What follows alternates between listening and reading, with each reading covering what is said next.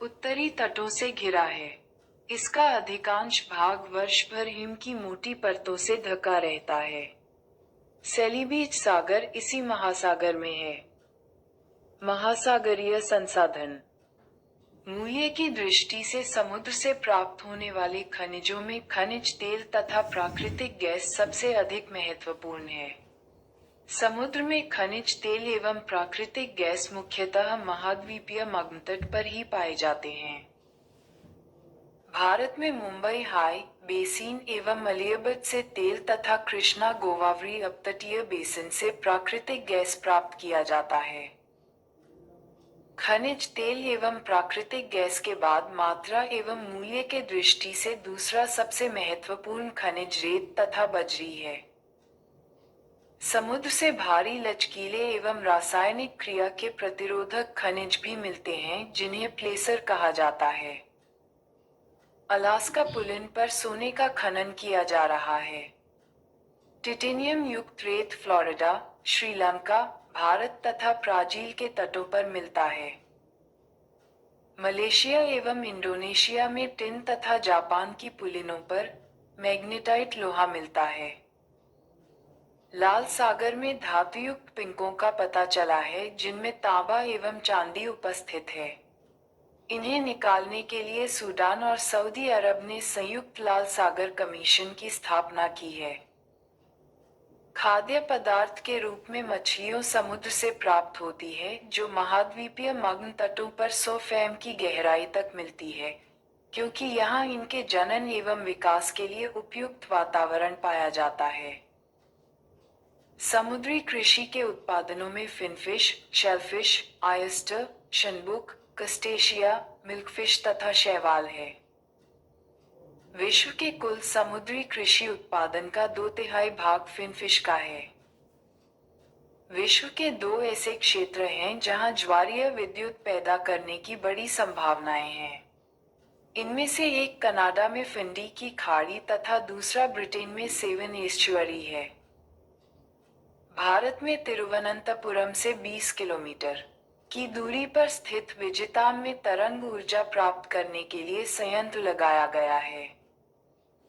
8. महासागरीय जलधाराएं। एक निश्चित दिशा में बहुत अधिक दूरी तक महासागरीय जल की एक विशाल जल राशि के प्रवाह को महासागरीय जलधारा कहते हैं।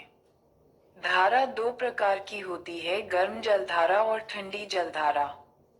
गर्म जलधारा निम्न अक्षांशों में उष्णकटिबंधों से उच्च समशीतोष्ण और उपध्रुवीय कटिबंधों की ओर बहने वाली जलधाराओं को गर्म जलधारा कहते हैं। ये प्रायः भूमध्य रेखा से ध्रुवों की ओर चलती है। इनके जल का तापमान मार्ग में आने वाले जल के तापमान से अधिक होता है। अतः ये धाराएं जिन क्षेत्रों में चलती हैं वहां का तापमान बढ़ा देती हैं। ठंडी जलधारा उच्च अक्षांशों से निम्न अक्षांशों की ओर बहने वाली जलधारा को ठंडी जलधारा कहते हैं।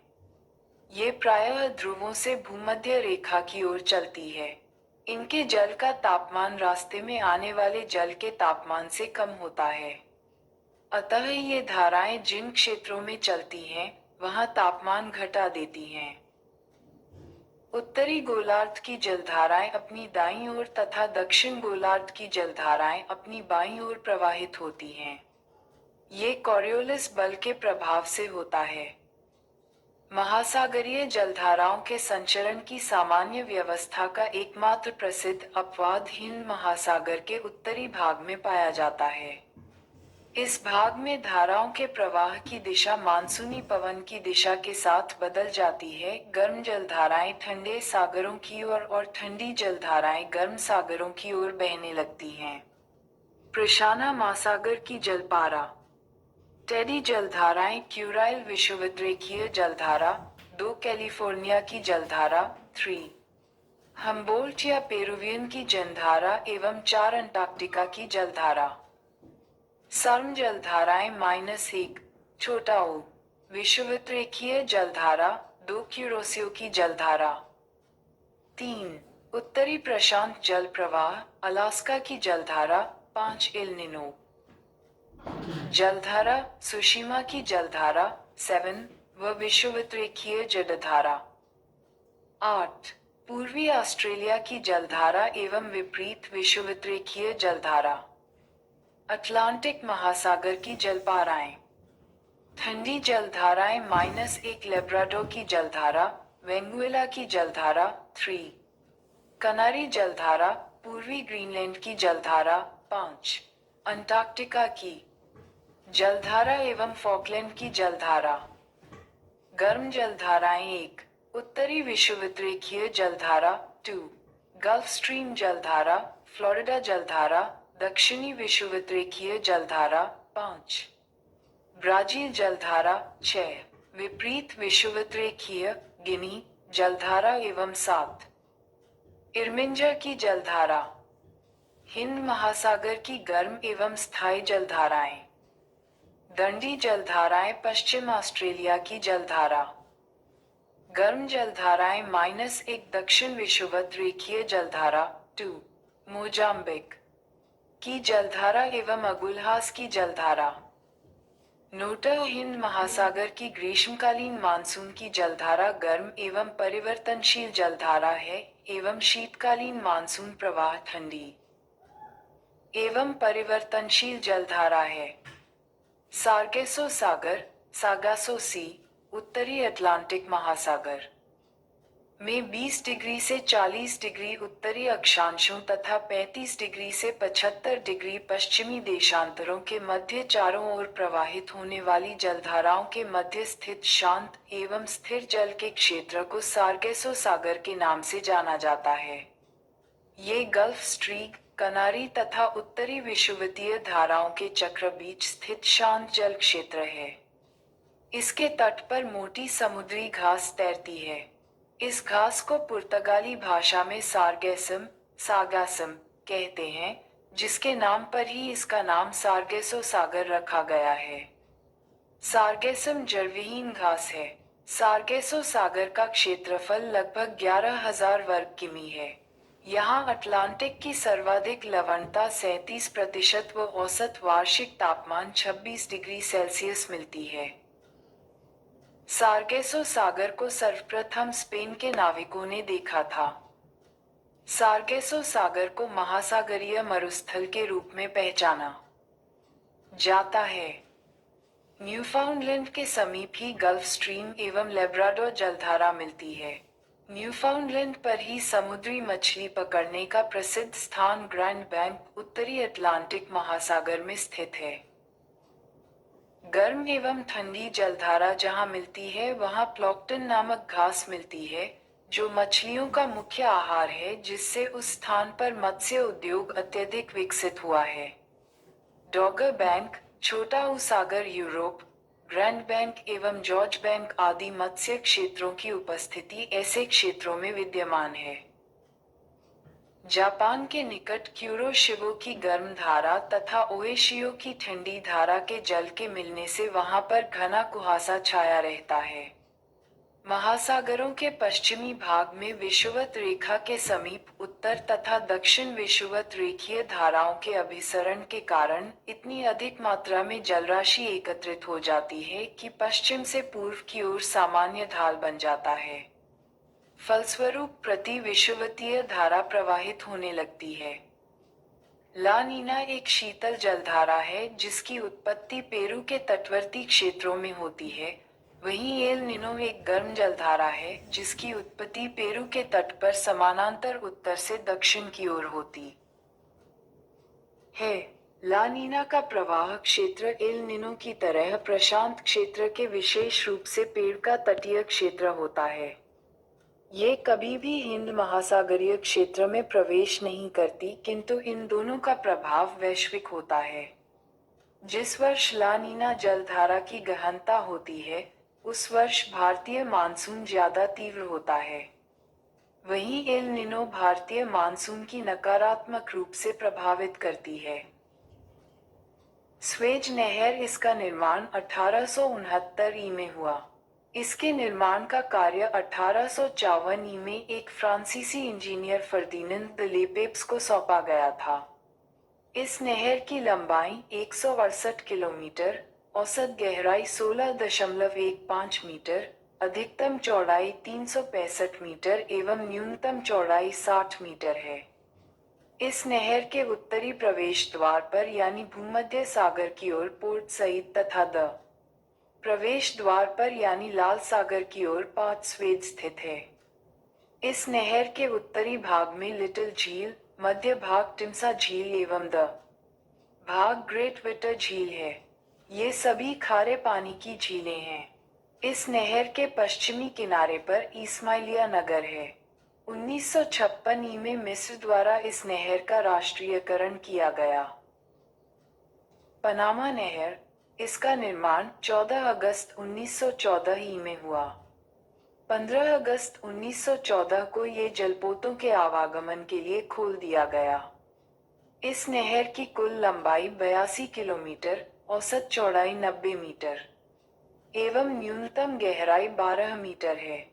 यह नहर पनामा स्थित भूमध्य को काटकर बनाया गया है। प्रारंभ में इस पर अमेरिका का अधिकार था, परंतु 2000 ई से इस पर पनामा का अधिकार हो गया। इसमें जलपाश प्रणाली है। गाटुन झील पनामा में स्थित एक कृत्रिम मीठे पानी की झील है। ये पनामा नहर का हिस्सा है और इस नहर का लगभग 33 किलोमीटर हिस्सा इस झील से होकर गुजरता है। इसके जलस्तर की ऊंचाई 26 मीटर है। इसमें प्रवेश करने के लिए जहाजों को लॉक्स के सहारे ऊपर उठाना पड़ता है। 11. विश्व की प्रमुख जल संधियां। जलसंधि जल संधियां दो भिन्न जल राशियों को जोड़ती हैं एवं दो स्थलखंडों को अलग करती हैं। जैसे मलक्का जल संधि अंडमान सागर एवं दक्षिण चीन सागर को जोड़ती है तथा मलक्का प्रायद्वीप को सुमात्रा द्वीप से अलग करती है। बेरिंग, जिब्राल्टर, बाव-इल मंडव, बॉस्फोरस व टॉरस जैसी जल संधियां महाद्वीपीय विभाजक हैं। सुंगारू व डोवर जैसी जल संधियों से होकर स्थल भागों को जोड़ने वाला रेलवे सुरंग बनाया गया है। जिब्राल्टर को भूमध्य सागर की कुंजी कहा जाता है। भूमध्य सागर की सीमाएं यूरोप, एशिया एवं अफ्रीका तीनों महाद्वीप से मिलती हैं। नोट: माल्टा देश भूमध्य सागर में अवस्थित है। ये तीन द्वीपों माल्टा, गोजो तथा कोमिनो से मिलकर बना है। इसकी राजधानी वैलेटा है। 12. विश्व के प्रमुख जलडमरू मध्य स्ट्रेट, ये जल का एक संकीर्ण निकाय है जो जल के दो बड़े पिंडों को जोड़ता है, जैसे पाक जलडमरू मध्य, स्थलडमरू मध्य, इस्मस। ये भूमि की एक संकीर्ण पट्टी है जो दो बड़े भूभागों को जोड़ती है और जल के दो निकायों को अलग करती है। जैसे पनामा में पनामा स्थलडमरू मध्य उत्तर और दक्षिण अमेरिका के महाद्वीपों को जोड़ती है और प्रशांत और अटलांटिक महासागरों को अलग करती है। एंजल जलप्रपात कैरी नदी पर, नियाग्रा जलप्रपात सेंट लॉरेंस नदी पर, विक्टोरिया जलप्रपात जम्बेजी नदी पर, बुयोमा जलप्रपात जेरे नदी पर, स्टेनली जलप्रपात कांगो नदी पर है। एंजल विश्व का सबसे ऊंचा जलप्रपात है। जोग जलप्रपात शरावती नदी पर स्थित है। इसे महात्मा गांधी जलप्रपात भी कहते हैं। 16. विश्व की प्रमुख झीलें। बैकाल झील के पूर्वी भाग में ब्यूरेट नामक जनजाति पाई जाती है। बैकाल झील विश्व की सबसे गहरी 1620 मीटर झील है। टांगानिका झील विश्व की सबसे लंबी 660 किलोमीटर मीठे जल की झील है। यह विश्व की दूसरी सबसे गहरी 1436 मीटर झील है। ये पूर्वी और पश्चिमी अफ्रीका के पुष्प क्षेत्रों और पाम ऑयल को विभाजित करने वाली रेखा पर स्थित है, जो कि पश्चिमी अफ्रीका की वनस्पतियों की विशेषता है। ये झील के किनारे उगते हैं। कैस्पियन सागर विश्व की सबसे बड़ी झील खारे पानी का है। मीठे जल की सबसे बड़ी झील सुपीरियर झील है। विक्टोरिया झील तंजानिया और युगांडा के बीच अंतर्राष्ट्रीय सीमा बनाती है। टिटिकाका लेक हनीमून लेक कहलाती है। 17 विश्व के प्रमुख द्वीप। विश्व में सबसे ज्यादा द्वीप समूहों से मिलकर बना देश इंडोनेशिया है।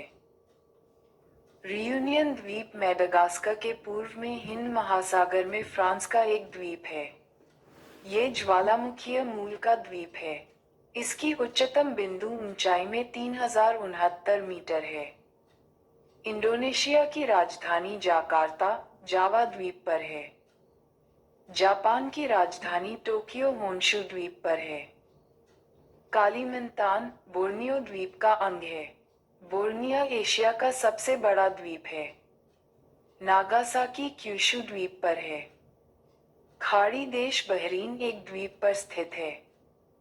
सामरिक महत्व का द्वीप डियोगो गाजिया हिंद महासागर में स्थित है। नॉर्वे तट के निकट स्थित छोटे छोटे द्वीपों की पंक्ति को स्फेरी घाट कहा जाता है। हवाई द्वीप को प्रशांत महासागर का चौराहा कहा जाता है। आइसलैंड द्वीप को अग्नि द्वीप के नाम से जाना जाता है। सबसे अधिक द्वीप प्रशांत महासागर में है। 18 ज्वार भाटा। ज्वार भाटा, टाइड्स, चंद्रमा एवं सूर्य की आकर्षण शक्तियों के कारण सागरीय जल के ऊपर उठने तथा गिरने को ज्वार भाटा कहते हैं। सागरीय जल के ऊपर उठकर आगे बढ़ने को ज्वार, टाइड तथा सागरीय जल को नीचे गिरकर पीछे लौटने, सागर की ओर, को भाटा, एब कहते हैं। महासागरों और समुद्रों में ज्वार भाटा के लिए उत्तरदायी कारक है। 1 सूर्य का गुरुत्वीय बल, 2 चंद्रमा का गुरुत्वीय बल एवं 3 पृथ्वी का अपकेंद्रीय बल। चंद्रमा का ज्वार उत्पादक बल सूर्य की अपेक्षा दुगुना होता है, क्योंकि यह सूर्य की तुलना में पृथ्वी के अधिक निकट है।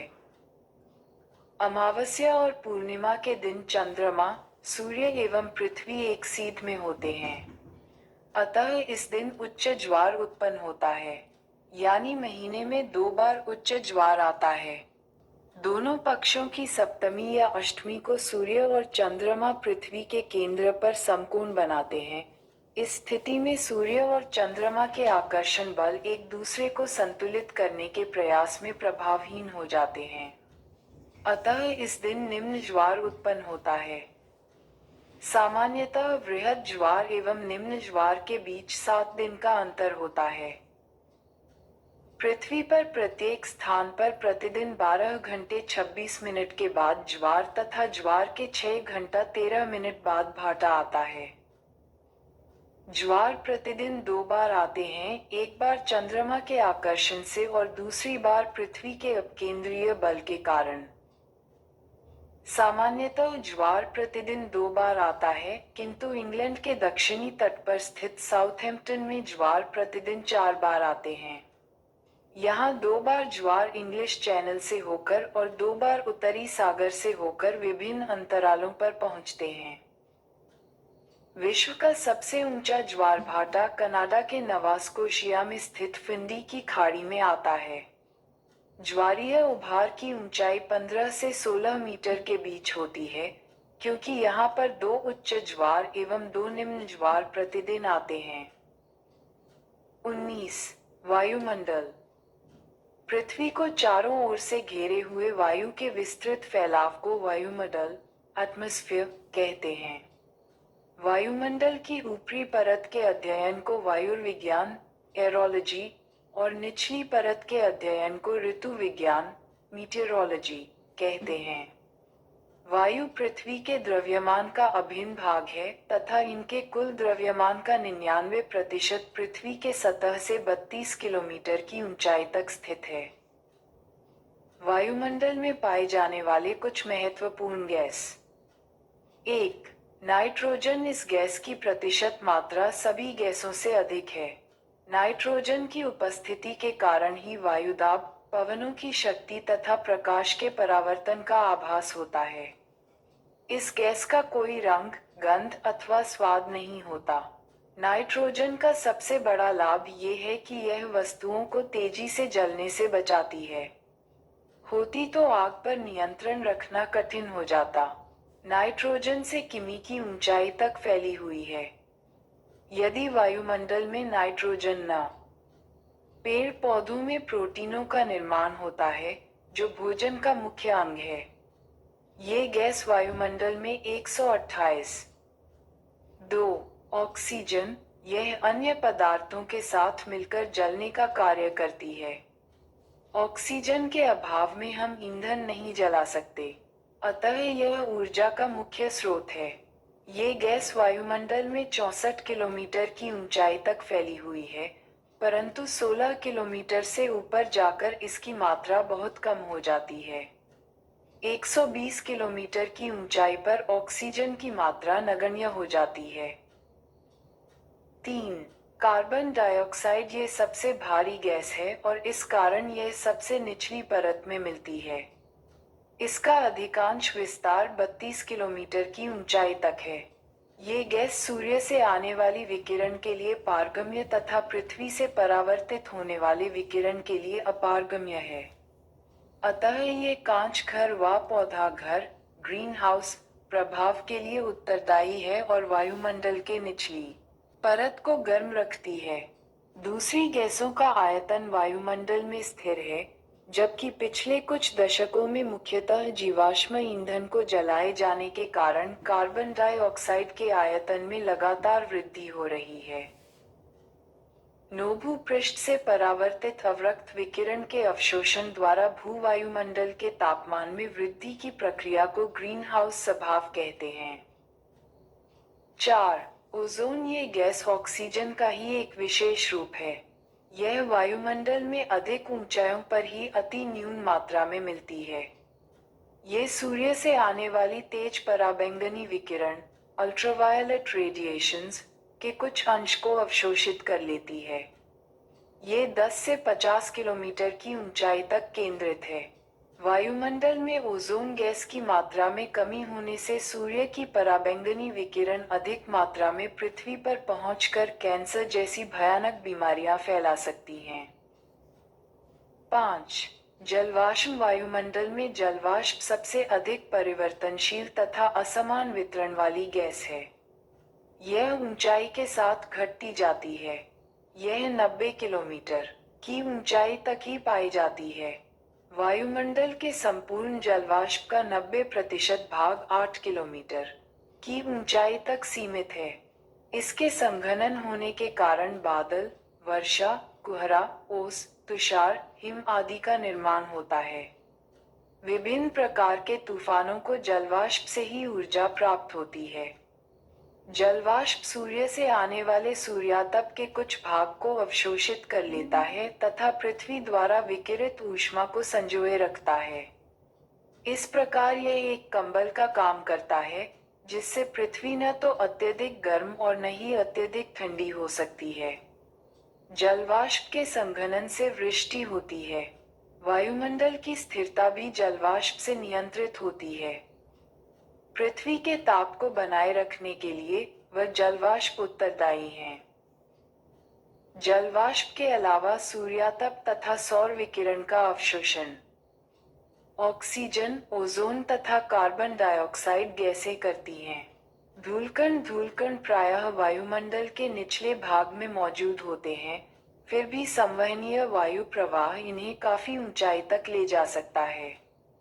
धूलकण के स्रोत हैं समुद्री नमक, महीन मिट्टी, धुएं की कालिमा, राख, पराग, धूल एवं उल्काओं के टूटे हुए कण।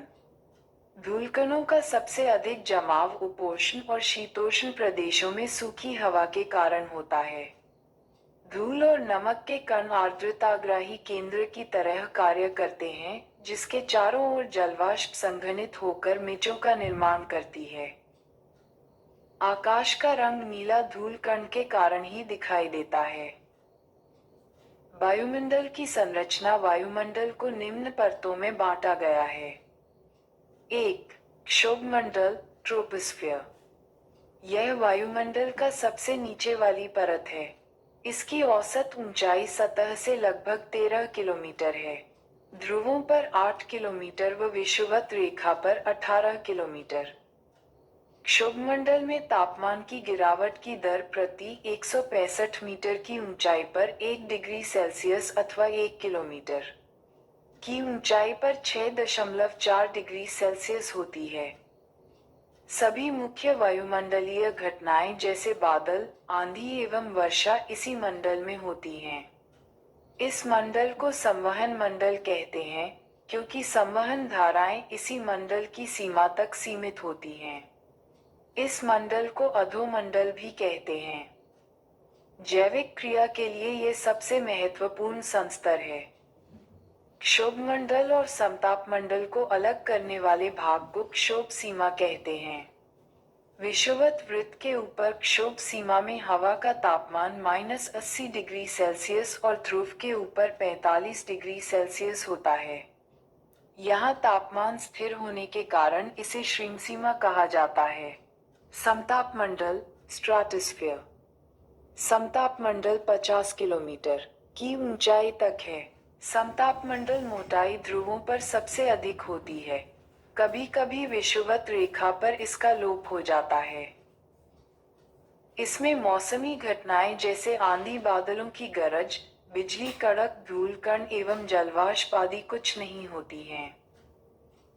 इस मंडल में वायुयान उड़ाने की आदर्श दशा पाई जाती है। कभी कभी इस मंडल में विशेष प्रकार के मेघों का निर्माण होता है, जिन्हें मुलाब मेघ, मदर ऑफ पर्ल क्लाउड कहते हैं।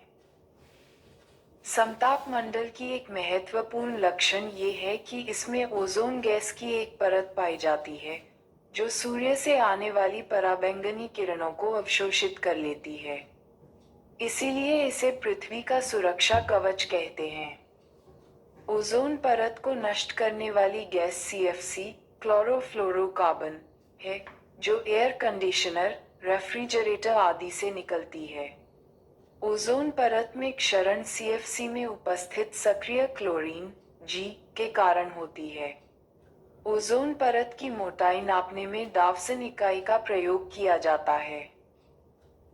कुछ विद्वान ओजोन मंडल को एक अलग मंडल मानते हैं।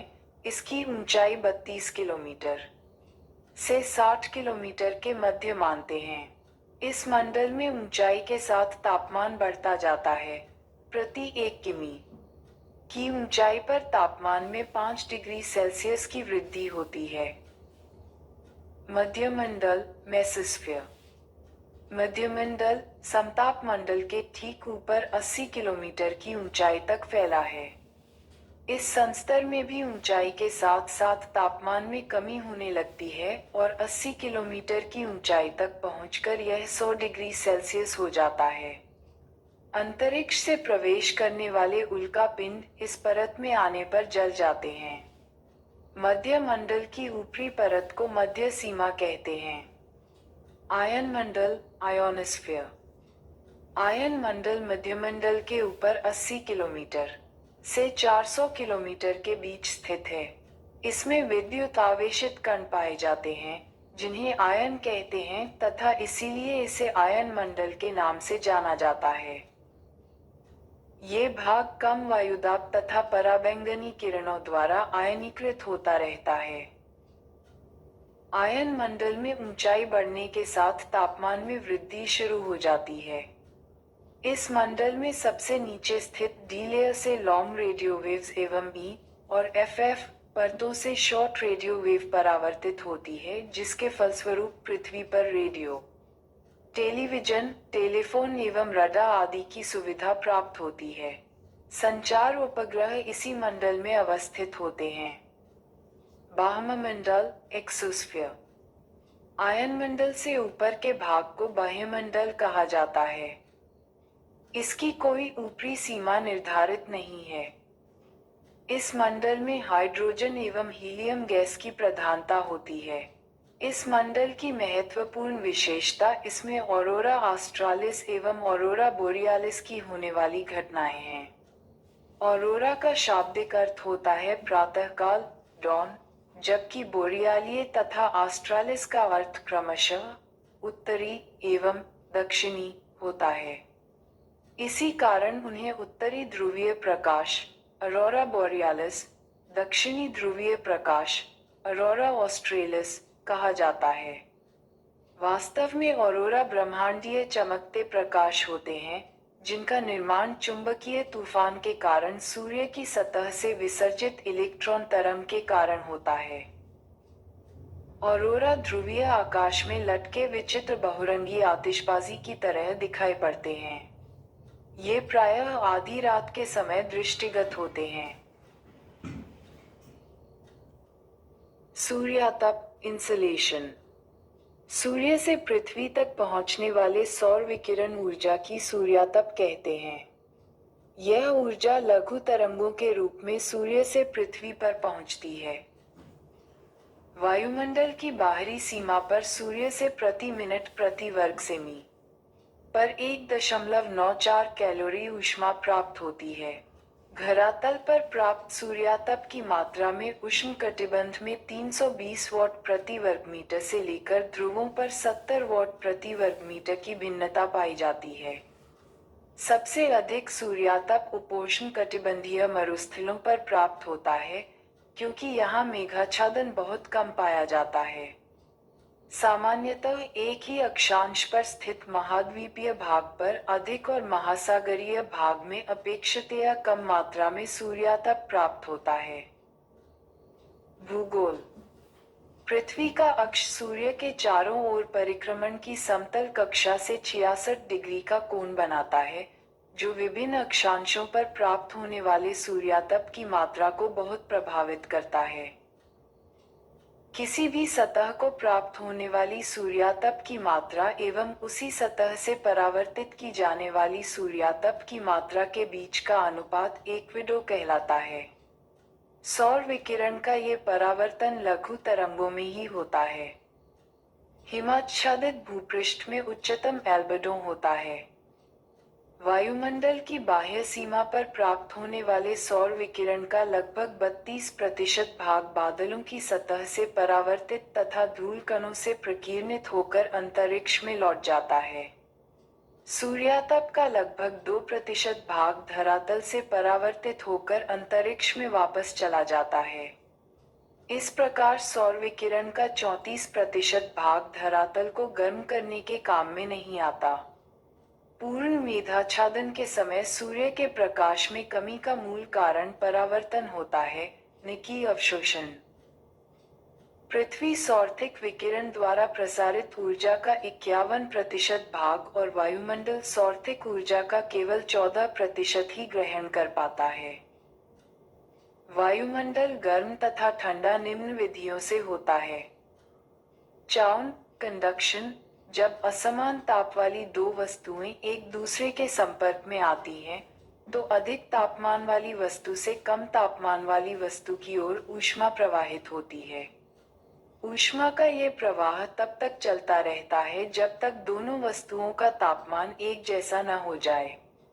वायु ऊष्मा की कुचालक है, अतः चालन प्रक्रिया वायुमंडल को गर्म करने के लिए सबसे कम महत्वपूर्ण है। वायुमंडल की निचली परतों की गर्म करने में चालन महत्वपूर्ण है। संवाहन कन्वेक्शन। पृथ्वी के संपर्क में आई वायु गर्म होकर धाराओं के रूप में लंबवत उठती है और वायुमंडल में ताप का संचरण करती है। वायुमंडल के लंबवत तापन की यह प्रक्रिया संवहन कहलाती है। जब वायुमंडल की निचली परत भौमिक विकिरण अथवा संचालन से गर्म हो जाती है तो उसकी वायु फैलती है, जिससे उसका घनत्व कम हो जाता है। घनत्व कम होने से वह हल्की हो जाती है और ऊपर को उठती है। इस प्रकार वह वायु निचली परतों की ऊष्मा को ऊपर ले जाती है। ऊपर की ठंडी वायु उसका स्थान लेने के लिए नीचे आती है और कुछ देर बाद वह भी गर्म हो जाती है। इस प्रकार संवहन प्रक्रिया द्वारा वायुमंडल क्रमशः नीचे से ऊपर गर्म होता रहता है। वायुमंडल गर्म होने में यह मुख्य भूमिका निभाता है। संवहन द्वारा ऊर्जा का स्थानांतरण केवल क्षोभ मंडल तक सीमित रहता है। संवहन द्वारा ऊष्मा का संचरण केवल गैसीय एवं तरल पदार्थों में होता है क्योंकि उनके अणुओं के बीच का बंधन कमजोर होता है। ये प्रक्रिया ठोस पदार्थों में नहीं होती है। 3. विकिरण रेडिएशन किसी पदार्थ को ऊष्मा तरंगों के संचार द्वारा सीधे गर्म होने को विकिरण कहते हैं। उदाहरणतया सूर्य से प्राप्त होने वाली किरणों से पृथ्वी तथा उसके वायुमंडल का गर्म होना। पृथ्वी द्वारा प्राप्त प्रवेशी सौर विकिरण, जो लघु तरंगों के रूप में होता है, पृथ्वी की सतह को गर्म करता है। पृथ्वी स्वयं गर्म होने के बाद एक विकिरण पिंड बन जाती है और वायुमंडल में दीर्घ तरंगों के रूप में ऊर्जा का विकिरण करने लगती है। यह ऊर्जा वायुमंडल को नीचे से गर्म करती है। इस प्रक्रिया को पार्थिव विकिरण कहते हैं। दीर्घ तरंगदैर्घ्य विकिरण वायुमंडलीय गैसों, मुख्यतः कार्बन डाइऑक्साइड एवं अन्य ग्रीन हाउस गैसों द्वारा अवशोषित कर लिया जाता है। इस प्रकार वायुमंडल पार्थिव विकिरण द्वारा अप्रत्यक्ष रूप से गर्म होता है, न कि सीधे सूर्यातप से। 4. अभिवहन एडवेक्शन वायु के क्षैतिज संचलन से होने वाला ताप का स्थानांतरण अभिवहन कहलाता है। लंबवत संचलन की अपेक्षा वायु का क्षैतिज संचलन सापेक्षिक रूप से अधिक महत्वपूर्ण होता है। मध्य अक्षांशों में दैनिक मौसम में आने वाली भिन्नताएं केवल अभिवहन के कारण होती है। गर्म वायु राशियां जब ठंडे इलाकों में जाती हैं, तो उन्हें गर्म कर देती हैं। इससे ऊष्मा का संचार निम्न अक्षांशीय क्षेत्रों से उच्च अक्षांशीय क्षेत्रों तक भी होता है। वायु द्वारा संचालित समुद्री धाराएं भी उष्णकटिबंधों से ध्रुवीय क्षेत्रों में ऊष्मा का संचार करती हैं। नोटः उष्णकटिबंधीय प्रदेशों में, विशेषतः उत्तरी भाग में गर्मियों में चलने वाली स्थानीय पवनतु अभिवहन का ही परिणाम है। पृथ्वी का ऊष्मा बजट। मान लें वायुमंडल की ऊपरी सतह पर प्राप्त सूर्यातप 100 इकाई है। इन 100 इकाई में से 35 इकाइयां पृथ्वी के धरातल पर पहुंचने से पहले ही अंतरिक्ष में परावर्तित हो जाती है। सौर विकिरण की इस परावर्तित मात्रा को पृथ्वी का एल्विडो कहते हैं। प्रथम 35 इकाइयों को छोड़कर बाकी 65 इकाइयां अवशोषित होती हैं, -14 वायुमंडल में तथा 51 पृथ्वी के धरातल द्वारा। पृथ्वी द्वारा अवशोषित ये 51 इकाइयां पुनः पार्थिव विकिरण के रूप में लौटा दी जाती हैं। इनमें से 17 इकाइयां तो सीधे अंतरिक्ष में चली जाती हैं और 34 इकाइयां वायुमंडल द्वारा अवशोषित होती हैं, 6 इकाइयां स्वयं वायुमंडल द्वारा, 9 इकाइयां संवहन के जरिए और 19 इकाइयां संघनन की गुप्त ऊष्मा के रूप में। वायुमंडल द्वारा 48 इकाइयों का अवशोषण होता है। इनमें 14 इकाइयां सूर्यातप की और 34 इकाइयां पार्थिव विकिरण की होती हैं। वायुमंडल विकिरण द्वारा इनको भी अंतरिक्ष में वापस लौटा देता है। अतः पृथ्वी के धरातल तथा वायुमंडल से अंतरिक्ष में वापस लौटाने वाली विकिरण की इकाइयां क्रमशः 17 और 48 हैं, जिनका योग 65 होता है। वापस लौटाने वाली ये इकाइयां उन 65 इकाइयों का संतुलन कर देती है जो सूर्य से प्राप्त होती है। यही पृथ्वी का ऊष्मा बजट अथवा ऊष्मा संतुलन है। तापमान टेम्परेचर। वायुमंडल एवं भूपृष्ठ के साथ सूर्यातप की अन्योन्य क्रिया द्वारा जनित ऊष्मा तापमान के रूप में मापा जाता है। जहां ऊष्मा किसी पदार्थ कणों के अणुओं की गति को दर्शाती है, वहीं तापमान किसी पदार्थ या स्थान के गर्म या ठंडा होने का डिग्री में माप है। किसी भी स्थान पर वायु का तापमान निम्नलिखित कारकों द्वारा प्रभावित होता है। 1. उस स्थान का अक्षांश रेखा। 2. समुद्र तल से उस स्थान की उतुंगता। 3. समुद्र से उसकी दूरी। वायु संति का परिसंचरण। 5. कोषण तथा ठंडी महासागरीय धाराओं की उपस्थिति। स्थानीय कारक। तापमान का वितरण। जनवरी और जुलाई के तापमान के वितरण का अध्ययन करके हम पूरे विश्व के तापमान वितरण के बारे में जान सकते हैं। मानचित्रों पर तापमान वितरण सामान्यतः समताप रेखाओं की मदद से दर्शाया जाता है। यह वह रेखा है जो समान तापमान वाले स्थानों को जोड़ती है। विषुवत रेखीय महासागरों पर तापमान 27 डिग्री सेल्सियस से अधिक होता है। सर्वाधिक तापांतर यूरेशिया महाद्वीप के उत्तरी पूर्वी क्षेत्र में पाया जाता है, जो लगभग 60 डिग्री सेल्सियस है। इसका मुख्य कारण महाद्वीपीयता, कॉन्टिनेंटलिटी है। सबसे कम 3 डिग्री सेल्सियस का तापांतर 20 डिग्री दक्षिणी एवं 15 डिग्री उत्तरी अक्षांशों के बीच पाया जाता है। समताप रेखा ये कल्पित रेखा है जो समान तापमान वाले स्थानों को मिलाती है। समताप रेखाओं तथा तापमान के वितरण के निम्न लक्षण हैं। 1. समताप रेखाएं पूर्व पश्चिम दिशा में अक्षांशों के लगभग समानांतर खींची जाती हैं। इसका कारण ये है कि एक ही अक्षांश पर स्थित सभी स्थानों पर एक ही मात्रा में सूर्यातप प्राप्त होता है और तापमान भी लगभग एक जैसा ही होता है। 2. जल और स्थान पर तापमान भिन्न होते हैं, अतः तदों पर समताप रेखाएं अकस्मात मुड़ जाती हैं। 3. दक्षिणी गोलार्ध में जल भाग अधिक है और वहां पर तापमान संबंधी विषमताएं कम पाई जाती है। इसके विपरीत उत्तरी गोलार्ध में जल भाग कम है और वहां पर तापमान संबंधी विषमताएं अधिक पाई जाती हैं। इस कारण दक्षिणी गोलार्ध में समताप रेखाओं में मील कम आते हैं और उनकी पूर्व पश्चिम दिशा अधिक स्पष्ट है।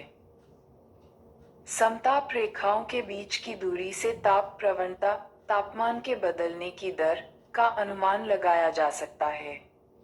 यदि समताप रेखाएं एक दूसरे के निकट होती हैं, तो ताप प्रवणता अधिक होती है।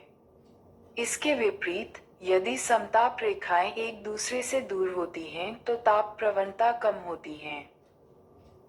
उष्णकटिबंधीय प्रदेशों में तापमान अधिक होता है, अतः अधिक मूल्य वाली समताप रेखाएं उष्णकटिबंध में होती हैं। ध्रुवीय प्रदेशों में तापमान बहुत ही कम होता है, अतः वहां पर कम मूल्य की समताप रेखाएं होती हैं। संसार के अधिकांश क्षेत्रों के लिए जनवरी एवं जुलाई के महीनों में न्यूनतम अथवा अधिकतम तापमान पाया जाता है। यही कारण है कि तापमान विश्लेषण के लिए बहुधा इन्हीं 2 महीनों को चुना जाता है। सापांतर, रेंज ऑफ टेम्परेचर, अधिकतम तथा न्यूनतम तापमान के अंतर को तापांतर कहते हैं। ये 2 प्रकार का होता है। 1. दैनिक तापांतर किसी स्थान पर किसी एक दिन के अधिकतम तथा न्यूनतम तापमान के अंतर को वहां का दैनिक तापांतर कहते हैं। ताप में आए इस अंतर को ताप परिसर कहते हैं। 2. वार्षिक तापांतर, जिस प्रकार दिन तथा रात के तापमान में अंतर होता है, उसी प्रकार ग्रीष्म तथा शीत ऋतु के तापमान में भी अंतर होता है। अतः किसी स्थान के सबसे गर्म तथा सबसे ठंडे महीने के मध्यमान तापमान के अंतर को वार्षिक तापांतर कहते हैं। विश्व में सबसे अधिक वार्षिक तापांतर 65.5 डिग्री सेल्सियस साइबेरिया में स्थित ब्रियांस्क नामक स्थान का है। किसी भी स्थान विशेष के औसत तापक्रम तथा उसके अक्षांश के औसत तापक्रम के अंतर को तापीय विसंगति कहते हैं। वायुमंडलीय दाब, पवन एवं वायु राशियों। वायुदाब माध्य समुद्रतल से वायुमंडल की अंतिम सीमा तक एक इकाई क्षेत्रफल के वायु स्तंभ के भार को वायुमंडलीय दाब कहते हैं।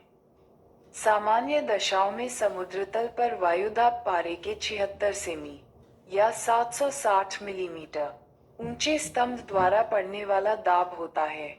वायुदाब बैरोमीटर से मापा जाता है। वायुमंडलीय दाब को मौसम के पूर्वानुमान के लिए एक महत्वपूर्ण सूचक माना जाता है। वायुमंडलीय दाब की इकाई बा है। एक बार -10 डिग्रीज वायुदाब को मिलीबार तथा पास्कल में भी मापते हैं। व्यापक रूप से प्रयोग की जाने वाली दाब की इकाई को किला पास्कल (kPa) कहते हैं।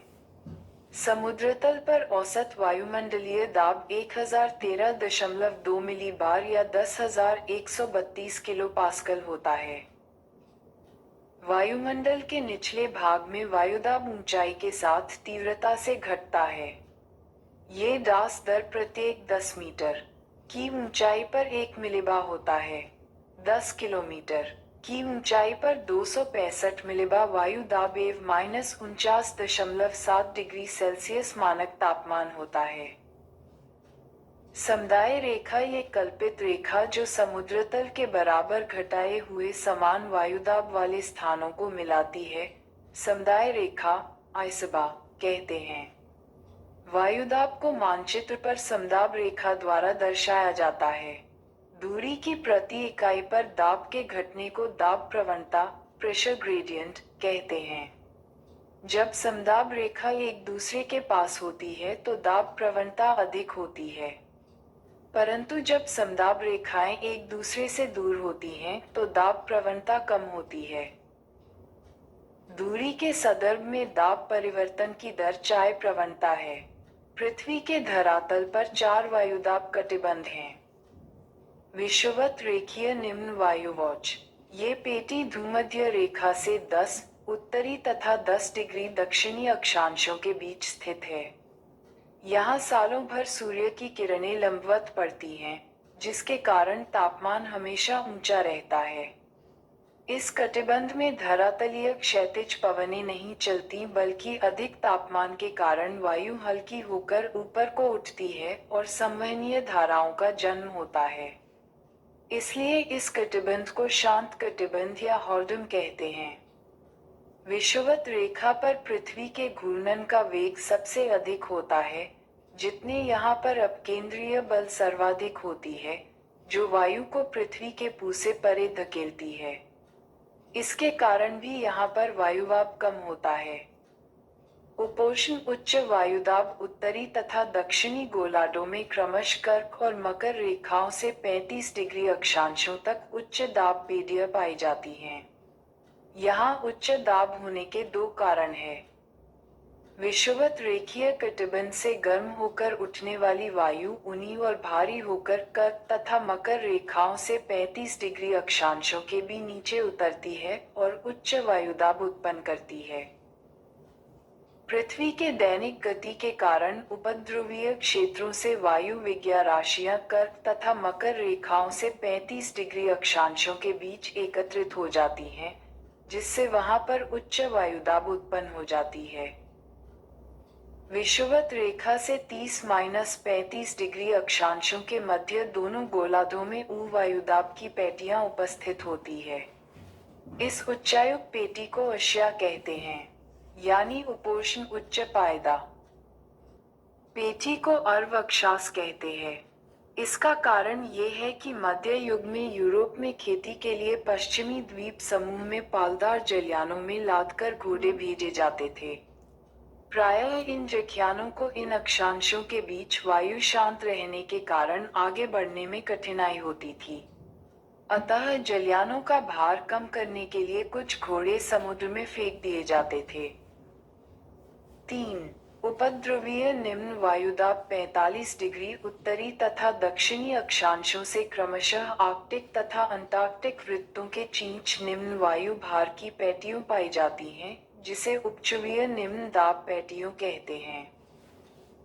4. ध्रुवीय उच्च वायुदाब 80 डिग्री उत्तरी तथा दक्षिणी अक्षांश से उत्तरी तथा दक्षिणी ध्रुव तक उच्च दाब पेटियां पाई जाती हैं। पवन विंड।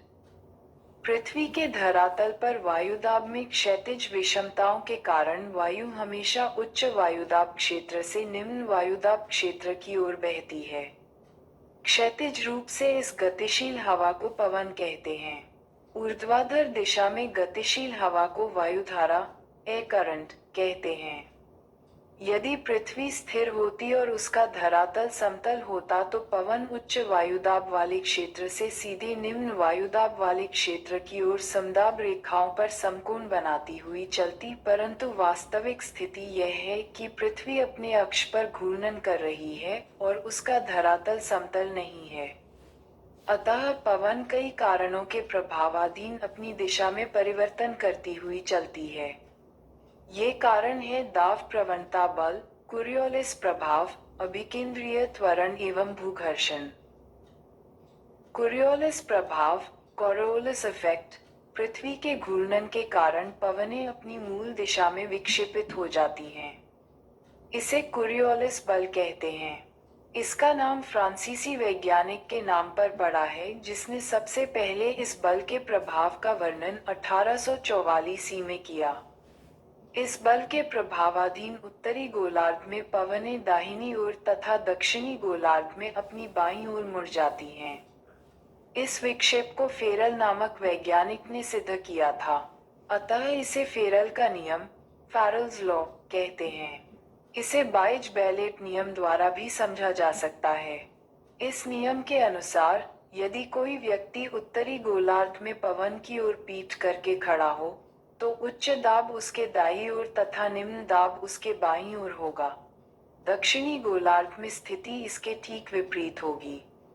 कोरियोलिस बल अक्षांशों के कोण के सीधा समानुपात में बढ़ता है। ये ध्रुवों पर सर्वाधिक एवं विषुवत वृत्त पर अनुपस्थित होता है, यानी ध्रुवों पर पवनों की दिशा में अधिकतम विक्षेप और विषुवत रेखा पर पवनों की दिशा में कोई विक्षेप नहीं होता है। कोरियोलिस बल दाब प्रवणता के समकोण पर कार्य करता है। दाब प्रवणता बल समदाब रेखाओं के समकोण पर होता है। जितनी दाब प्रवणता अधिक होगी पवनों का वेग उतना ही अधिक होगा और पवनों की दिशा उतनी ही अधिक विक्षेपित होगी। इन दो बलों के एक दूसरे से समकोण पर होने के कारण निम्न दाब क्षेत्रों में पवनें इसी के इर्द गिर्द बहती हैं। विषुवत वृत्त पर कोरियोलिस बल शून्य होता है और पवनें समदाब रेखाओं के समकोण पर बहती है। अतः निम्न दाब क्षेत्र और अधिक गहन होने के बजाय पूरित हो जाता है। यही कारण है कि विषुवत वृत्त के निकट उष्णकटिबंधीय चक्रवात नहीं बनते। पवन निम्न प्रकार के होते हैं: 1. प्रचलित पवन, 2. मौसमी पवन और 3. स्थानीय पवन। प्रचलित पवन पृथ्वी के विस्तृत क्षेत्र पर एक ही दिशा में वर्ष भर चलने वाली पवन को प्रचलित पवन या स्थायी पवन कहते हैं। स्थायी पवनें एक वायु भार कटिबंध से दूसरे वायु भार कटिबंध की ओर नियमित रूप से चला करती है। इसके उदाहरण हैं पछुआ पवन, व्यापारिक पवन और ध्रुवीय पवन। पछुआ पचन दोनों गोलार्धों में उपोष्ण उच्च वायुदाब कटिबंधों से उपध्रुवीय निम्न वायुदाब कटिबंधों की ओर चलने वाली स्थायी हवा को इनकी पश्चिम दिशा के कारण पहुआ पचन कहा जाता है। पछुआ पदन का सर्वश्रेष्ठ विकास 40 से 65 डिग्री द अक्षांशों के मध्य पाया जाता है। यहाँ के इन अक्षांशों को गरजता 40, प्रचंड 50 तथा चीखता 60 कहा जाता है। ये सभी नाम नाविकों के दिए हुए हैं। व्यापारिक पवन लगभग 30 डिग्री उत्तरी और दक्षिणी अक्षांशी के क्षेत्रों या उपोष्ण उच्च वायुवायु कटिबंधों से भूमध्य रेखीय निम्न वायुदाब कटिबंधों की ओर दोनों गोलार्धों में वर्ष भर निरंतर प्रवाहित होने वाले पवन को व्यापारिक पवन कहा जाता है। कोरियोलिस बल और फेरल के नियम के कारण उत्तरी गोलार्ध में अपनी दाईं ओर तथा दक्षिणी गोलार्ध में अपनी बाईं ओर विक्षेपित हो जाता है। ध्रुवीय पवन ध्रुवीय उच्च वायुदाब की पेटियों से उपध्रुवीय निम्न वायुदाब की पेटियों की ओर प्रवाहित पवन को ध्रुवीय पवन के नाम से जाना जाता है। उत्तरी गोलार्ध में इसकी दिशा उत्तर पूर्व से दक्षिण पश्चिम की ओर तथा दक्षिणी गोलार्ध में दक्षिण पूर्व से उत्तर पश्चिम की ओर है। 2. मौसमी पवन मौसम या समय के परिवर्तन के साथ जिन पवनों की दिशा बदल जाती है उन्हें मौसमी पवन कहा जाता है, जैसे मॉनसूनी पवन, स्थल समीर तथा समुद्री समीर पवन। स्थल व समुद्र समीर ऊष्मा के अवशोषण तथा स्थानांतरण में स्थल व समुद्र में भिन्नता पाई जाती है। दिन के दौरान स्थल भाग समुद्र की अपेक्षा अधिक गर्म हो जाते हैं, अतः स्थल पर हवाएं ऊपर उठती हैं और निम्न दाब क्षेत्र बनता है, जबकि समुद्र अपेक्षाकृत ठंडे रहते हैं और उन पर उच्च वायुदाब बना रहता है। इससे समुद्र से स्थल की ओर दाब प्रवणता उत्पन्न होती है और पवनें समुद्र से स्थल की तरफ समुद्र समीर के रूप में प्रवाहित होती हैं। रात्रि में इसके एकदम विपरीत प्रक्रिया होती है। स्थल समुद्र की अपेक्षा जल्दी ठंडा होता है। वायु प्रवणता स्थल से समुद्र की तरफ होने पर स्थल समीर प्रवाहित होती है। 3. स्थानीय पवनः प्रमुख गर्म स्थानीय पवन। चिनूक, ये संयुक्त राज्य अमेरिका और कनाडा में रॉकी पर्वत श्रेणी के पूर्वी ढाल के साथ चलने वाला गर्म या शुष्क पवन है। ये पवन रॉकी पर्वत के पूर्व के पशुपालकों के लिए बड़ा ही लाभदायक है, क्योंकि शीतकाल की अधिकांश अवधि में ये बर्फ को पिघलाकर चारागाहों को बर्फ से मुक्त रखता है।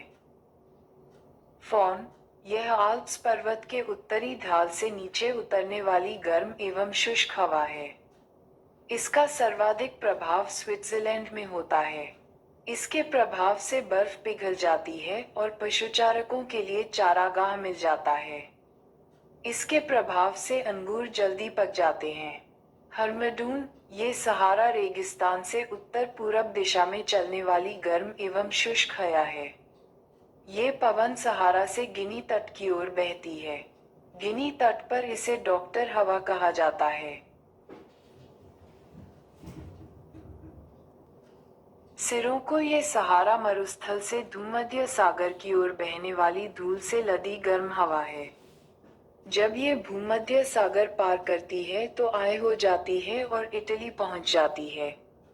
इसके अन्य स्थानीय नाम भी हैं, जैसे इवमसिन, सिस्र में 2, गिबेली, लीबिया में 3, चिली, ट्यूनिशिया में, लेस्ट, मेरिया में 5, सिरों को, इटली में और 6, लेबेक, स्पेन में। सिमुमा, यह अरब रेगिस्तान में बहने वाली गर्म एवं शुष्क हवा है। ब्लैक रोलर, यह उत्तरी अमेरिका के विशाल मैदान में दक्षिणी पश्चिमी या उत्तरी पश्चिमी तेज धूल भरी चलने वाली आंधी है। ब्रिकफील्डर, यह ऑस्ट्रेलिया के विक्टोरिया प्रांत में चलने वाली गर्म एवं शुष्क हवा है।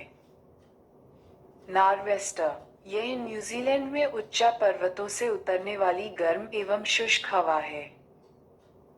शाम, यह इराक तथा फारस की खाड़ी में चलने वाली गर्म एवं शुष्क हवा है। सांता आना, यह दक्षिणी कैलिफोर्निया में सांता आना घाटी से चलने वाली गर्म एवं शुष्क धूल भरी आंधी है। कोयुमविंग, ये जावा इंडोनेशिया में बहने वाली गर्म हवा है। ये तंबाकू की खेती को काफी नुकसान पहुंचाती है। जेट प्रवाह, जेट स्ट्रीम्स, क्षोभमंडल की ऊपरी परत में बहुत तीव्र गति से चलने वाले सैकड़, नलिकाकार व विसपी पवन प्रवाह को जेट प्रवाह कहते हैं। ये 6 से 12 किलोमीटर की ऊंचाई पर पश्चिम से पूर्व की ओर प्रवाहित होता है। ये दोनों गोलार्धों में पाया जाता है, परंतु उत्तरी गोलार्ध में यह अधिक शक्तिशाली होता है। इसमें वायु 120 किलोमीटर घंटा से चलती है। जेट प्रवाह वायुमंडलीय विक्षेपों, चक्रवातों, प्रतिचक्रवातों, तूफानों और वर्षा को उत्पन्न करने में सहायक होते हैं। आधुनिक खोजों के अनुसार एशिया में मानसून पवनों के कारण जेट प्रवाह माना जाता है। ये पृथ्वी पर तापमान के वितरण का संतुलन बनाने में भी महत्वपूर्ण भूमिका निभाता है। वायु राशियों, एयर मासेस, वायुमंडल का वह विशाल एवं विस्तृत भाग जिसमें तापमान तथा आर्द्रता के भौतिक लक्षण क्षैतिज दिशा में समरूप हों, वायु राशि कहलाता है। सामान्यतः वायु राशियों सैकड़ों किलोमीटर तक विस्तृत होती हैं। एक चायु राशि में कई परतें होती हैं, जो एक दूसरे के ऊपर क्षैतिज दिशा में फैली होती हैं। प्रत्येक परत में वायु के तापमान तथा आर्द्रता की स्थिति लगभग समान होती है। ये जलवायु तथा मौसम के अध्ययन में महत्वपूर्ण भूमिका निभाती है। वाताग्र फ्रंट्स, जब दो भिन्न प्रकार की वायु राशियां मिलती हैं, तो उनके मध्य सीमा क्षेत्र को वाताग्र कहते हैं। वाताग्र 4 प्रकार के होते हैं। 1. शीत वाताग्र 2. उष्ण वाताग्र 3. अचर वाताग्र 4. अधिविष्ट वाताग्र। 1. शीत वाताएं, जब शीतल व भारी वायु आक्रामक रूप में उष्ण वायु राशियों को ऊपर धकेलती है, इस संपर्क क्षेत्र को शीत वाताग्र कहते हैं। 2. उष्ण वाताएं, यदि गर्म वायु राशियों आक्रामक रूप में ठंडी वायु राशियों के ऊपर चढ़ती है तो इस संपर्क क्षेत्र को उष्ण वाताग्र कहते हैं। 3. अचर वाताग्र। जब वाताग्र स्थिर ही जाए तो इन्हें अचर वाताग्र कहा जाता है, अर्थात ऐसे वाताग्र जब कोई भी वायु ऊपर नहीं उठती। 4. अधिविष्ट वाताग्र। यदि एक वायु राशि पुनर्तः धरातल के ऊपर उठ जाए तो ऐसे वाताग्र को अधिविष्ट वाताग्र कहते हैं। नोटः वाताग्र मध्य अक्षांशों में ही निर्मित होते हैं और तीव्र वायुदाब व तापमान प्रवणता इनकी विशेषता है। ये तापमान में अचानक बदलाव लाते हैं तथा इसी कारण वायु ऊपर उठती है, बादल बनते हैं तथा वर्षा होती है। बहिरुष्णकटिबंधीय चक्रवात, एक्स्ट्रा ट्रॉपिकल साइक्लोन्स। चक्रवातीय वायु प्रणालियां जो उष्णकटिबंध से दूर, मध्य व उच्च अक्षांशों में विकसित होती हैं, उन्हें बहिरुष्ण या शीतोष्ण कटिबंधीय चक्रवात कहते हैं। मध्य तथा उच्च अक्षांशों में जिस क्षेत्र से ये गुजरते हैं, वहां मौसम संबंधी अवस्थाओं में अचानक तेजी से बदलाव होते हैं। बहिरुष्ण कटिबंधीय चक्रवात ध्रुवीय वाताग्र के साथ साथ बनते हैं। आरंभ में वाताग्र अचर होता है। उत्तरी गोलार्ध में वाताग्र के दक्षिण में कोष्ण व उत्तर दिशा से ठंडी हवा प्रवाहित होती है। जब वाताग्र के साथ वायुदाब कम हो जाता है, कोष्ण वायु उत्तर दिशा की ओर तथा ठंडी वायु दक्षिण दिशा में घड़ी की सुइयों के विपरीत चक्रवातीय परिसंचरण करती है। इस चक्रवातीय प्रवाह से बहिरुष्ण कटिबंधीय चक्रवात विकसित होता है, जिसमें एक उष्ण वाताग्र तथा एक शीत वाताग्र होता है। कोष्ण वायु आक्रामक रूप में ठंडी वायु के ऊपर चढ़ती है और उष्ण वाताग्र के पहले भाग में स्तरी मेघ दिखाई देते हैं और वर्षा होती है। शीत वाताग्र के साथ कपासी मेघ बनते हैं। शीत वाताग्र उष्ण वाताग्र की अपेक्षा तीव्र गति से चलते हैं और अंततः उष्ण वाताग्रों को पूरी तरह ढक लेते हैं। ये कोष्ण वायु ऊपर उठती है और इसका भूतल से कोई संपर्क नहीं रहता तथा अधिविष्ट वाताग्र बनता है एवं चक्रवात धीरे धीरे क्षीण हो जाता है। उष्णकटिबंधीय चक्रवात, ट्रॉपिकल साइक्लोन्स। उष्ण कटिबंधीय चक्रवात आक्रामक तूफान है जिनकी उत्पत्ति उष्णकटिबंधीय क्षेत्रों के महासागरों पर होती है और ये तटीय क्षेत्रों की तरफ गतिशील होते हैं। ये चक्रवात आक्रामक पवनों के कारण विस्तृत विनाश, अत्यधिक वर्षा और तूफान लाते हैं। ये चक्रवात विध्वंसक प्राकृतिक आपदाओं में से एक है। हिंद महासागर में ये चक्रवात अटलांटिक महासागर में हरिकेन के नाम से, पश्चिमी प्रशांत और दक्षिणी चीन सागर में टाइफून और पश्चिमी ऑस्ट्रेलिया में विली विलीज के नाम से जाने जाते हैं। उष्णकटिबंधीय चक्रवात उष्णकटिबंधीय महासागरों में उत्पन्न और विकसित होते हैं। इनकी उत्पत्ति व विकास के लिए अनुकूल स्थितियां हैं। 1. बृहद समुद्री सतह, जहां तापमान 27 डिग्री सेल्सियस से अधिक हो। 2. कोरियोलिस बल का होना। 3. ऊर्ध्वाधर पवनों की गति में अंतर कम होना। 4. कमजोर निम्न दाब क्षेत्र। 5. समुद्री तल तंत्र पर ऊपरी अपसरण। चक्रवातों को और अधिक विध्वंसक करने वाली ऊर्जा संघनन प्रक्रिया द्वारा ऊंचे कपासी स्तरी मेघों से प्राप्त होती है, जो इस तूफान के केंद्र को घेरे रहती है। समुद्रों से लगातार आर्द्रता की आपूर्ति से ये तूफान अधिक प्रबल होते हैं। स्थल पर पहुंचकर आर्द्रता की आपूर्ति रुक जाती है और ये क्षीण होकर समाप्त हो जाते हैं। वे चक्रवात जो प्रायः 20 डिग्री उत्तरी अक्षांश से गुजरते हैं, उनकी दिशा अनिश्चित होती है और ये अधिक विध्वंसक होते हैं। वह स्थान जहां से उष्णकटिबंधीय चक्रवात तट को पार करके जमीन पर पहुंचते हैं, चक्रवात का लैंडफॉल कहलाता है।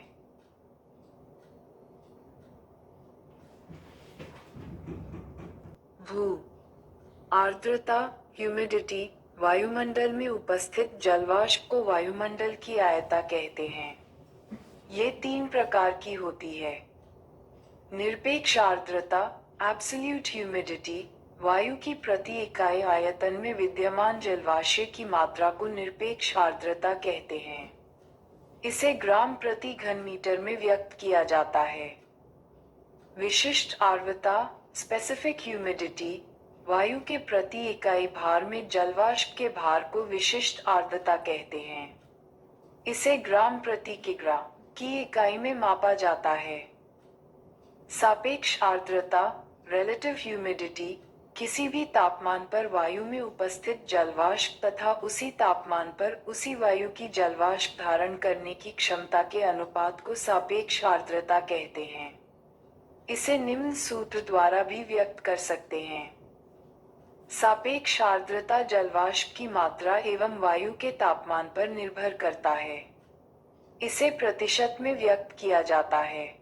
वायु में जलवाष्प की मात्रा अधिक होने पर सापेक्ष आर्द्रता अधिक होती है। वायु का तापमान कम होने पर सापेक्ष आर्द्रता बढ़ जाती है एवं तापमान बढ़ जाने पर सापेक्ष आर्द्रता कम हो जाती है। संतृप्त वायु की सापेक्ष आर्द्रता 100% होती है। 45% सापेक्ष आर्द्रता मनुष्य के लिए सबसे अधिक आरामदायक होता है। संघनन कंडेंसेशन जल की गैसीय अवस्था के तरल या ठोस अवस्था में परिवर्तित होने की क्रिया की संघनन कहते हैं। ये दो कारकों पर निर्भर करता है। 1 तापमान में कमी पर तथा 2 वायु की सापेक्ष आर्द्रता पर। ओसांक ड्यू पॉइंट वायु के जिस तापमान पर जल अपनी गैसीय अवस्था से तरल या ठोस अवस्था में परिवर्तित होता है उसे ओसांक कहते हैं। ओसांक पर वायु संतृप्त हो जाती है और उसको सापेक्ष आर्द्रता 100% होती है। ओस पड़ने के लिए ओसांक का हिमांक 0 डिग्री सेल्सियस से ऊपर होना चाहिए। पाला या तुषार फ्रॉस्ट जब ओसांक हिमांक से नीचे होता है तब ओस के स्थान पर पाला पड़ता है। कोहरा फॉग वायुमंडल की निचली परतों में एकत्रित धूल कण धुएं के रज एवं संघनित जल पिंडों को कोहरा कहते हैं। ओसांक से नीचे वायु का तापमान कम होने पर कोहरे का निर्माण होता है। इसमें दृश्यता 1 किमी से कम होती है। धुंध मिस्ट हल्के फुल्के कोहरे को कुहासा या धुंध कहते हैं। इसमें दृश्यता 1 किमी से अधिक किंतु 2 किमी से कम होती है। बादल क्लाउड्स बादल मुख्यतः हवा के रुद्धोष्म एडियाबैटिक प्रक्रिया द्वारा ठंडे होने पर उसके तापमान के ओसांक से नीचे गिरने से बनते हैं। यह अल्प घनत्व के कारण वायुमंडल में तैरते हैं। रूप के आधार पर बादल निम्न प्रकार के होते हैं। पक्षाघ बादल इसका निर्माण 8000-12,000 मीटर की ऊंचाई पर होता है। ये पतले तथा बिखरे हुए बादल होते हैं जो पंख के समान प्रतीत होते हैं। ये हमेशा सफेद रंग के होते हैं। कपासी बादल है ये रुई के समान दिखते हैं। ये प्रायः 4000 से 7000 मीटर की ऊंचाई पर बनते हैं। ये छितरे तथा इधर उधर बिखरे देखे जा सकते हैं। ये चपटे आधार वाले होते हैं व शीर्ष गुंबदनुमा होता है। स्तरी बादल ये परतवार चादर जैसे लगते हैं। ये अधिकांश या पूर्ण आकाश को बेंके रहते हैं। ये 2 या 3 किमी की ऊंचाई पर पाए जाते हैं। इसमें सतत वर्षण के गुण होते हैं। ये बादल सामान्यतः या तो ऊष्मा के ह्रास या अलग अलग तापमानों पर हवा के आपस में मिश्रित होने से बनते हैं। वर्षा चादर वर्षा बादल काले या गहरे स्लेटी रंग के होते हैं। यह मध्य स्तरों या पृथ्वी के सतह के काफी नजदीक बनते हैं। ये सूर्य की किरणों के लिए बहुत ही अपारदर्शी होते हैं। कभी कभी बादल इतनी कम ऊंचाई पर होते हैं कि ये सतह को छूते हुए प्रतीत होते हैं। ये 4 मूल रूपों के बादल मिलकर निम्नलिखित रूपों के बादल का निर्माण करते हैं। जैसे बादल मध्य ऊंचाई के बादल, कम ऊंचाई के बादल, पक्षाभ पक्षाभ स्तरी, पक्षाभ कपासी। स्तरी मध्य तथा कपासी मध्य। स्तरी कपासी, स्तरी वर्षा बादल एवं कपासी वर्षा बादल। 1. नेफोस्कोप बादलों की दिशा एवं गति को मापने वाला यंत्र है। वर्षा, रेनफॉल, जब जलवाष्प की बूंदें जल के रूप में पृथ्वी पर गिरती हैं, तो उसे वर्षा कहते हैं। वायु के ठंडा होने की विधियों के अनुसार वर्षा 3 प्रकार की होती हैं। संवहनीय वर्षा, कन्वेक्शनल रेनफॉल, जब भूतल बहुत गर्म हो जाता है, तो उसके साथ लगने वाली वायु भी गर्म हो जाती है। वायु गर्म होकर फैलती है और हल्की हो जाती है। ये हल्की वायु ऊपर को उठने लगती है और संवहनीय धाराओं का निर्माण होता है। ऊपर जाकर यह वायु ठंडी हो जाती है और इसमें उपस्थित जलवाष्प का संघनन होने लगता है। संघनन से कपासी मेघ बनते हैं, जिससे घनघोर वर्षा होती है। इसे संवहनीय वर्षा कहते हैं। पर्वतकृत वर्षा, क्रिग्राफिक रेनफॉल, जब जलवाष्प से लदी हुई गर्म वायु को किसी पर्वत या पठार की ढलान के साथ ऊपर चढ़ना पड़ता है, तो यह वायु ठंडी हो जाती है।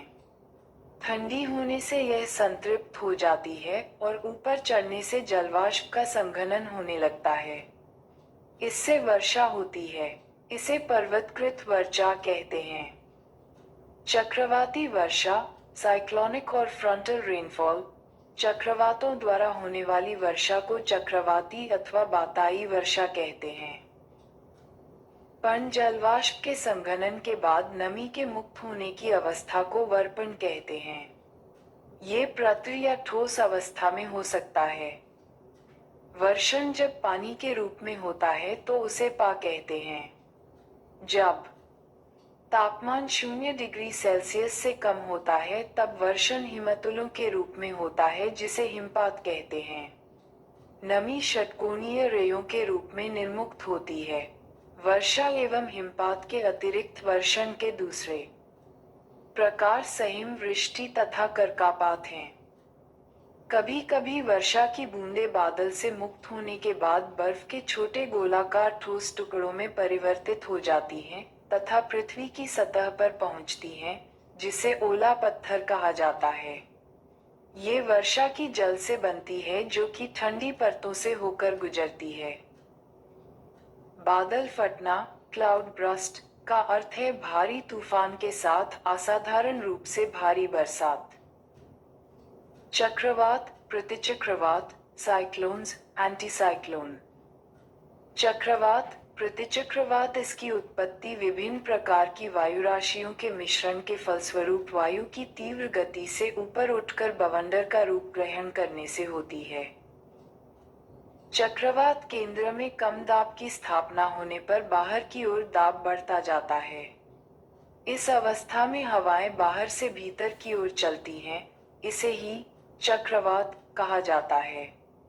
निम्न दाब के चारों तरफ पवनों का परिक्रमण चक्रवाती परिसंचरण कहलाता है। प्रायः निम्न दाब क्षेत्रों पर वायु अभिसरित होगी और ऊपर उठेगी। चक्रवात में वायु चलने की दिशा उत्तरी गोलार्ध में घड़ी की सुइयों के विपरीत एंटी क्लॉकवाइज एवं दक्षिणी गोलार्ध में घड़ी की सुई की दिशा क्लॉकवाइज में होती है। टॉर्नेडो, हरिकेन व टाइफून चक्रवात के उदाहरण हैं। प्रतिचक्रवात, जब केंद्र में दाब अधिक होता है तो केंद्र से हवाएं बाहर की ओर चलती हैं, इसे प्रतिचक्रवात कहा जाता है। यानी उच्च वायुदाब क्षेत्र के चारों तरफ पवनों का परिक्रमण प्रतिचक्रवाती परिसंचरण कहा जाता है। उच्च दाब क्षेत्रों में वायु का अवतलन होगा और धरातल पर अपसरित होगी। इसमें वाताग्र फ्रंट्स का अभाव होता है। प्रतिचक्रवात में वायु की दिशा उत्तरी गोलार्ध में घड़ी की सुइयों के अनुकूल क्लॉकवाइज तथा दक्षिणी गोलार्ध में घड़ी की सुइयों के विपरीत एंटी क्लॉकवाइज होती है। चक्रवात में हवा केंद्र की तरफ आती है और ऊपर उठकर ठंडी होती है और वर्षा कराती है, जबकि प्रतिचक्रवात में मौसम साफ होता है। तरिचुंजा व टोर्नेडो ये भयंकर विध्वंसक अल्पकालीन स्थानीय तूफान है। यह अपेक्षाकृत कम क्षेत्रफल तक ही सीमित होते हैं। तरिचुंजा उष्ण आर्द्र दिनों में प्रबल संवहन के कारण उत्पन्न होते हैं।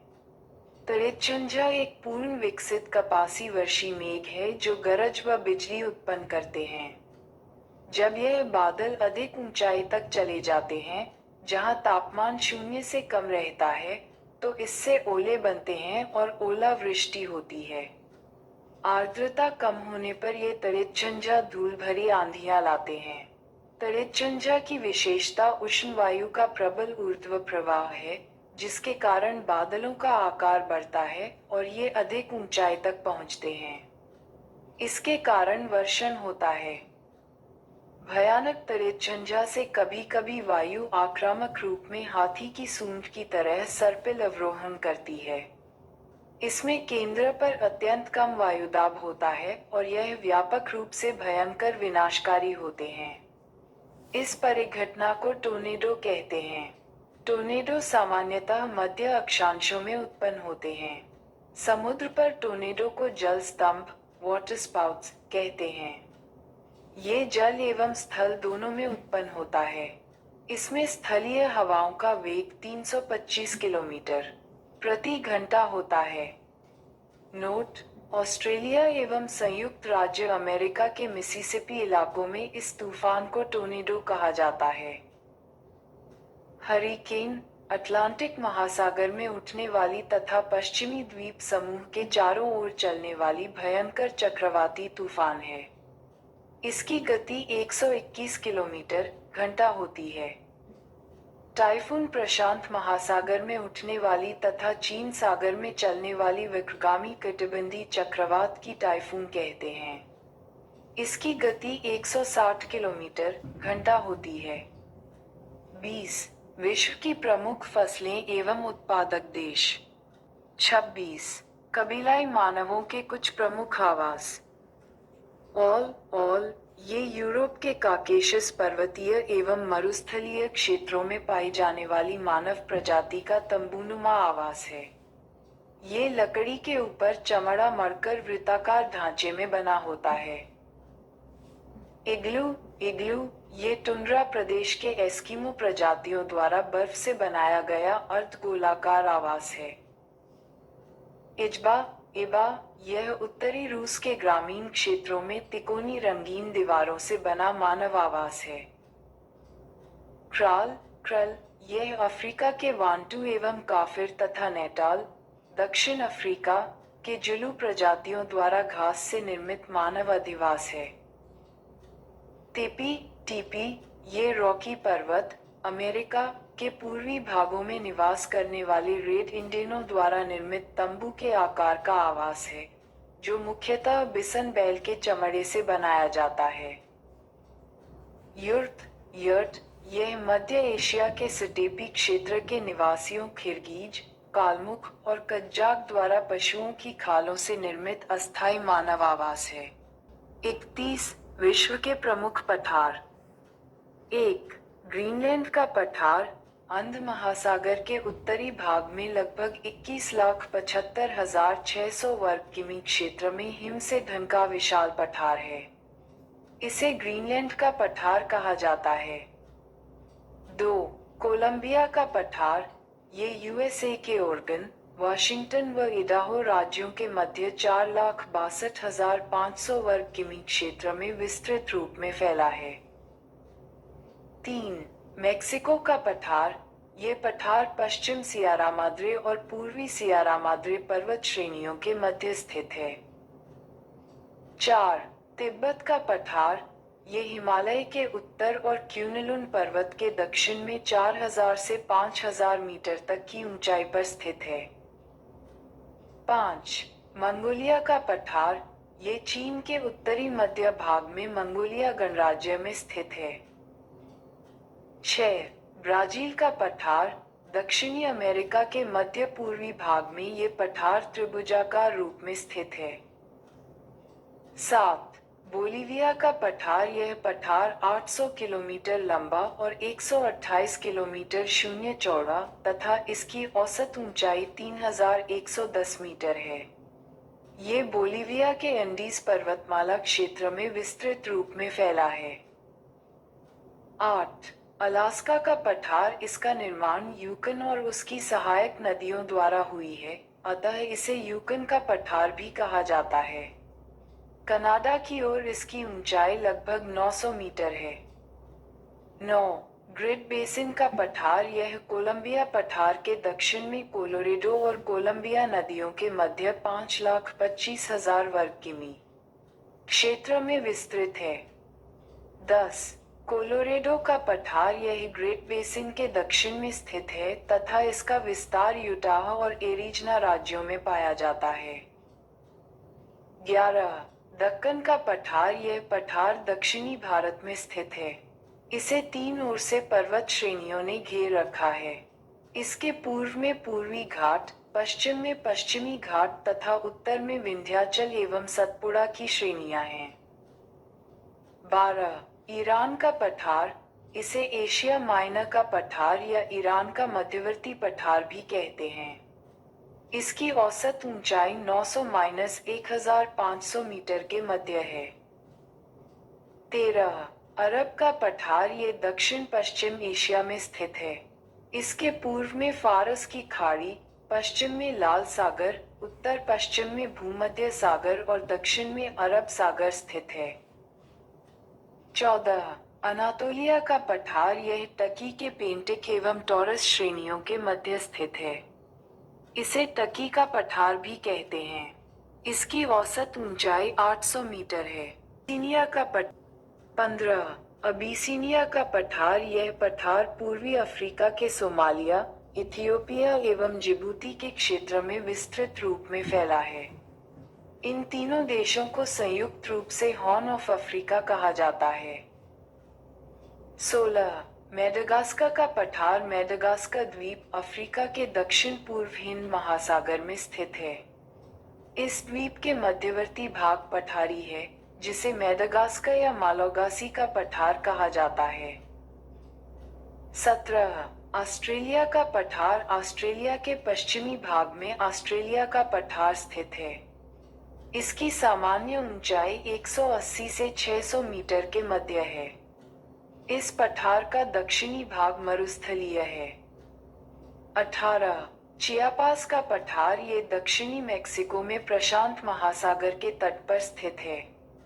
इसके उत्तर में तबास्को, दक्षिणी पश्चिम में तेहुआनटेपेक की खाड़ी, पूर्व में ग्वाटेमाला और पश्चिम में ओक्सका और बेरारुज स्थित है।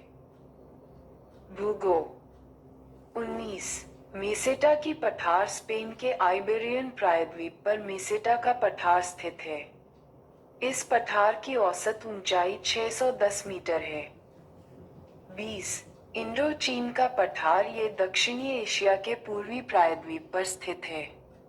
इस भाग पर साल्विन, सीकांग, मीकांग, मीनाम आदि नदियां प्रवाहित होती हैं।